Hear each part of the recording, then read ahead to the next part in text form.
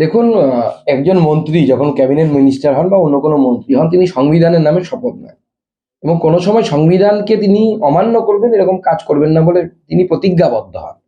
কিন্তু ব্রাত্যবাবু ভোট চলাকালীন model code of conduct থাকাকালীন যেভাবে গৌরবঙ্গ বিশ্ববিদ্যালয়ে যেভাবে ওয়েব কুপার মিটিং করেছেন এবং তাকে পার্টির মিটিংয়ে রূপান্তরিত করেছেন, এবং সেখানে সমস্ত ক্যান্ডিডেটরা ছিল তৃণমূল কংগ্রেসের, পুরো পার্টির মিটিং হয়েছে সরকারি ক্ষমতা ব্যবহার করে, স্বাভাবিকভাবে তিনি সংবিধানকে লঙ্ঘন করেছেন। এবং ভারতবর্ষের সংবিধানের উপরে তো কেউ নন, উনিও নন, আমরাও নন, মুখ্যমন্ত্রীও নন, প্রধানমন্ত্রীও নন, সংবিধান সবার উপরে। স্বাভাবিকভাবে ওনার মন্ত্রিসভা থেকে অপসারণ হওয়া উচিত, কারণ উনি তো ওনার প্রতিজ্ঞা রাখতে পারেননি, ওথ রাখতে পারেননি। রাজ্যপালের পাল্টা রিপোর্ট কার্ড, রাজ্যের বোসের ভূমিকা নিয়ে রিপোর্ট কার্ড, আইন মেনে কাজ করছেন না বলে রিপোর্ট কার্ড দিয়েছেন, কি বলবেন? এবং রাজ্য এরকম অনেক রিপোর্ট কার্ড দেবে, চোর কি কোনো সৎ মানুষকে রিপোর্ট কার্ড দিতে পারে? চোর তো, চোরেরা যদি এরকম রিপোর্ট কার্ড তৈরি করে তাহলে তো মুশকিল। এখতিয়ার বহির্ভূত কাজ করছেন বলেও উল্লেখ করেছেন। তার জন্য তো কোর্ট আছে, কোর্টে যান। যদি রাজ্যপাল এখতিয়ার বহির্ভূত কাজ করে থাকেন তাহলে তো রাজ্য সরকারের উচিত কোর্টে যাওয়া। রাজ্যপালের সুপারিশকে গুরুত্ব দিতে নারাজ শিক্ষামন্ত্রী। বিধিভঙ্গের অভিযোগ থাকলে কমিশনকে না জানিয়ে কেন রাজ্যের কাছে সুপারিশ?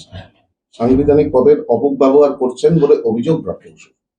দেখুন, সাংবিধানিক কাজে পদের যদি অপব্যবহার করেন তাহলে পরে তো তাদের, আমি বারবার বলছি যেটাতে প্রাপ্ত বসুদের উচিত কোর্টে যাওয়া, না রাজ্যপালকে চ্যালেঞ্জ করা উচিত, কিন্তু সেটা তো উনি করছেন না। অপরদিকে শিক্ষামন্ত্রী অপসারণের সুপারিশ বিতর্কের মধ্যেই পাল্টা বোসকে বার্তা রাজ্যে বোঝানো হলো রাজ্যপালের এখতিয়ার, উচ্চশিক্ষাকে ধ্বংস, পড়ুয়াদের অনিশ্চিত ভবিষ্যতের দিকে ঠেলে দেওয়ারও অভিযোগ আসছে। এবং উচ্চশিক্ষাকে ধ্বংস তৃণমূল কংগ্রেস করে দিয়েছে, কফিনের শেষ পেরেকটা পুঁতে দিয়েছে। যেদিন 15 লাখ টাকা একজন শিক্ষকের চাকরি বিক্রি হয়েছিল সেই দিনই পেরেক পোতা হয়ে গেছিল। বিশ্ববিদ্যালয়ের নামে একের পর এক হাওয়াই বিশ্ববিদ্যালয়, ইউনিভার্সিটি অন ইয়ার তৈরি করে দেয়া। এই যে দক্ষিণ দিনাজপুরের ইউনিভার্সিটি তৈরি করেছেন 8 বছর আগে ঘোষণা হয়েছে, একটা টয়লেট পর্যন্ত তৈরি করতে, একটা পেচ্ছাপখানা তৈরি করতে পারেনি। তারা বলছে এখন আমার মেডিকেল কলেজ বানাবে। এই যে মানুষকে বোকা বানানো, বিশ্ববিদ্যালয়ের নামে বোকা বানানো। এবং বর্তমানে বিশ্ববিদ্যালয়ের উপাচার্য যেহেতু রাজ্যপাল নিয়োগ করেছে, সেহেতু বিশ্ববিদ্যালয়কে ক্লাস করার জন্য ঘর দেওয়া হচ্ছে না মিউনিসিপ্যালিটি থেকে। মিউনিসিপ্যালিটিকে নির্দেশ দিয়ে দেওয়া হয়েছে তৃণমূল কংগ্রেসের তরফ থেকে, বা কলেজকে, এতদিন গার্লস কলেজে এখানে বিশ্ববিদ্যালয় চলতো, এখন সেই গার্লস কলেজের প্রিন্সিপালকে রাজ্য সরকারের তরফ থেকে নির্দেশ দিয়ে দেওয়া হয়েছে বিশ্ববিদ্যালয়কে যেন কোনো ক্লাসের জন্য রুম প্রোভাইড করা না হয়। তারা শিক্ষার কথা বলছে, লজ্জা লাগে না এদের? কিভাবে একটা বিশ্ববিদ্যালয়কে প্রাণে মেরে ফেলার, মানে দম বন্ধ করে ফেলার চেষ্টা করছে। মমতাকে ফলো করেন দিলীপ, মন্তব্য বিতর্কে সাফাই দিলীপ ঘোষের। তার আরো দাবি, তৃণমূলই ট্রেন্ড সেট করেছে, এখন নিজেরাই হজম করতে পারছে না, দেখুন, এই যে বাপ শব্দটির ব্যবহার, এটা তৃণমূলই আগে করেছে। দিলীপ তো মিথ্যে কথা বলছে এরকম তো নয়। তোর বাপকে বল তোর বাড়ির এত কিলোমিটারের মধ্যে আছে, কে বলেছিল? বিজেপির কোনো নেতা বলেছিল? বিজেপির কোনো নেতা তো বলেনি, তৃণমূল নেতা বলেছে। হুঙ্কারি সার, অভিষেকের বিরুদ্ধে লড়াইয়ের রণে ভঙ্গ নৌসাদের। ডায়মন্ড হারবারে আইএসএফ প্রার্থী মজনু লস্কর, আপনাদের প্রার্থী কবে ঘোষণা হবে? আমাদের প্রার্থীর টাইম মতো ঘোষণা হবে, যখন প্রয়োজন পড়বে। এখনো ভোটের অনেক দেরি আছে ওখানে, এখন তো ভোট নেই। আর বিজেপিতে ভোট প্রার্থী থেকে বড় কথা প্রতীক অনুসারে হয়। আইএসএফ কাকে দাঁড় করবে না কাকে দাঁড় করবে তাদের ব্যাপার। শাহজাহান শট, বিজেপি দালালের মিথ্যে কথা বলছে। শেখ শাহজাহানের নিশানায় এবার গেরুয়া শিবির। শেখ শাহজাহান নিশানায় এবার গেরুয়া শিবির। না না, শেখ শাহজাহানের নিশানায় গেরুয়া থাকবে, তাছাড়া কি থাকবে? অন্য কোনো রং থাকবে নাকি? শাহজাহানরা তো বরাবরই গেরুয়ারই বিরোধিতা করে এসছে, নতুন তো কিছু না।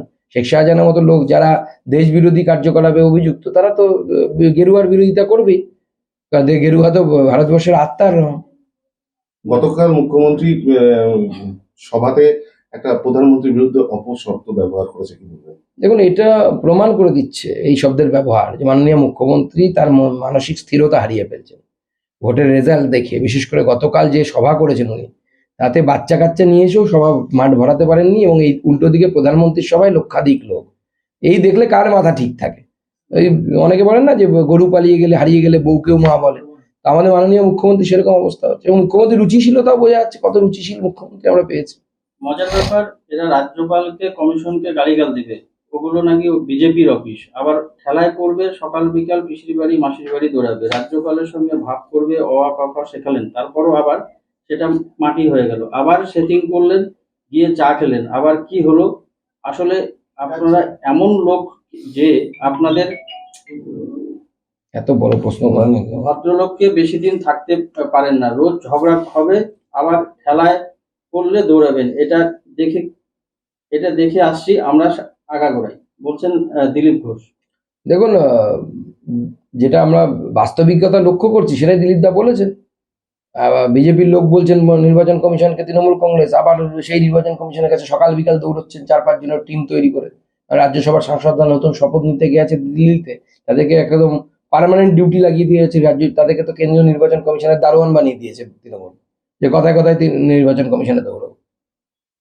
শিশুর জন্মের পর জন্ম নথিভুক্ত প্রক্রিয়া বাধ্যতামূলক হতে চলেছে, পিতামাতার ধর্ম নথিভুক্ত। এতদিন পর্যন্ত রাজ্য এখতিয়ার ছিল বিষয়টি, এবার কেন্দ্র এই নথি রাখবে, তা নিয়ে প্রস্তাব কেন্দ্রের তরফে করা হয়েছে, কি বলবেন? একটা প্রস্তাব পাঠানো হয়েছে রাজ্য সরকারকে, রাজ্য সরকারগুলো এবার দেখবে। ফেডারেল স্ট্রাকচারে এটাই নিয়ম, কেন্দ্র যখন নতুন এই ধরনের কোনো প্রস্তাব নিয়ে আসে, মানে কোনো নিয়ম আনার চেষ্টা করে, তখন তো সেটা প্রস্তাব আকারে রাজ্য সরকারের কাছে পাঠানো হয়।